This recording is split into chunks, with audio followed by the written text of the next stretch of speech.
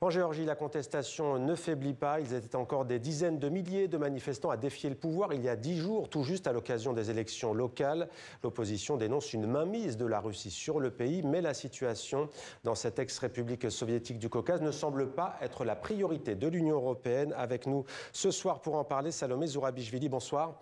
Soyez la bienvenue sur TV5 Monde. Vous êtes ex-président de la Géorgie, mais vous vous considérez toujours, et vous nous direz pourquoi, comme la présidente légitime de ce pays. D'abord, peut-être une réaction vient de voir l'OTAN. Je parlais de l'Union européenne, mais c'est vrai que ce soit l'OTAN ou Bruxelles, la Géorgie semble très peu être leur sujet de préoccupation. Oui, c'est d'ailleurs ma préoccupation que la Géorgie, on comprend d'un côté, avec les crises à l'heure actuelle, qui sont des crises plus ouvertes, plus actuelles, militaires dans le cas de l'Ukraine. L'Ukraine, Gaza. Les drones, Gaza, tout ça explique que la Géorgie, qui est ce petit pays où il n'y a pas de violence visible aujourd'hui, alors qu'il y en a eu au début des manifestations, attire moins immédiatement l'attention et les réactions. Pour autant, c'est un pays qui vient, il y a peu de temps, d'être déclaré candidat, avec le statut de candidat à l'Union européenne, et que ce pays puisse tout d'un coup être en quelque sorte capturé pacifiquement par la Russie, devenir un régime qui est sous contrôle de la Russie, ça c'est quelque chose qui devrait préoccuper l'Union européenne et l'OTAN, mais au premier chef l'Union européenne, parce que faire tout, mettre tout en œuvre, se réarmer, et ça c'est ce que tout le monde attendait depuis longtemps, pour éviter que l'Ukraine ne tombe aux mains de la Russie, c'est effectivement ce sur quoi nous sommes tous solidaires. Alors, mais si la Géorgie tombe pendant ce temps-là pacifiquement, sans que personne ne bouge... Ce sera trop tard, vous voulez dire. Ce sera trop tard. Je disais, ex-président, que vous considérez comme présidente légitime. Pourquoi? Parce que votre successeur n'a pas été élu au suffrage universel. Il s'agit de Mikhail Kavelashvili. C'est surtout parce qu'il a été élu par le Parlement, ça la Constitution pour la première fois avait changé et avait prévu qu'il soit élu par le Parlement, mais ce Parlement lui-même n'a pas été élu légitimement par des élections légitimes. Elles ont été fraudées massivement, ce que l'on a compris maintenant avec les cas de la Roumanie, de la Moldavie, combien l'ingérence russe peut fausser le résultat des élections.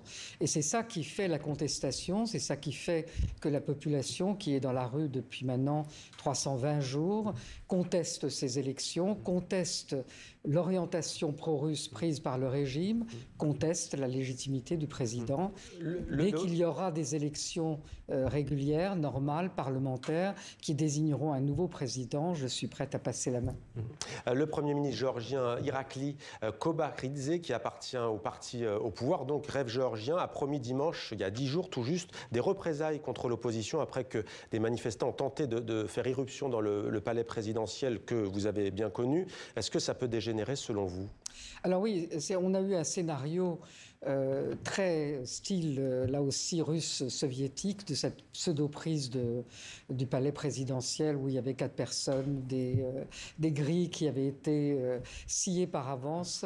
Mais manifestement, c'est un scénario dans lequel le régime était complice et qui leur permet aujourd'hui de passer un stade supérieur de répression. Et on a annoncé aujourd'hui, ou plutôt hier, des lois qui permettent d'interdire les partis d'opposition.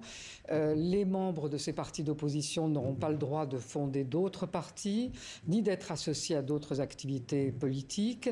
Et surtout, les manifestations dans la rue seront criminalisées, c'est-à-dire qu'on pourra mettre les gens en prison pour avoir défié. Alors, il y a notamment un poète géorgien, Zviad Ratiani, qui a été condamné à 2 ans de prison pour des faits, je cite, de menaces ou de violence contre un représentant de l'autorité publique. 2 ans de prison. Il y a aussi une autre information importante. La Cour européenne des droits de l'homme a décidé que la Russie devait verser à la Géorgie plus de 250 millions d'euros pour des violations des droits de l'homme commises pendant le conflit de 2008. C'était en Ossétie du Sud et en Abkhazie. Comment réagissez-vous à cette décision? C'est une excellente décision, mais on sait que la Russie ne paye jamais ces amendes de la Cour européenne, mais sur le plan des principes et moral, c'est une excellente décision qui nous réconforte un tout petit peu aujourd'hui. Ouais. Alors il nous reste 30 secondes, mais juste tout de même 9,4% de croissance, quasiment 10% pour un pays, et ça a de quoi faire pâlir de nombreux dirigeants de la planète. L'économie se porte bien en Géorgie, tout de même. Les statistiques sont aussi contrôlées que le reste.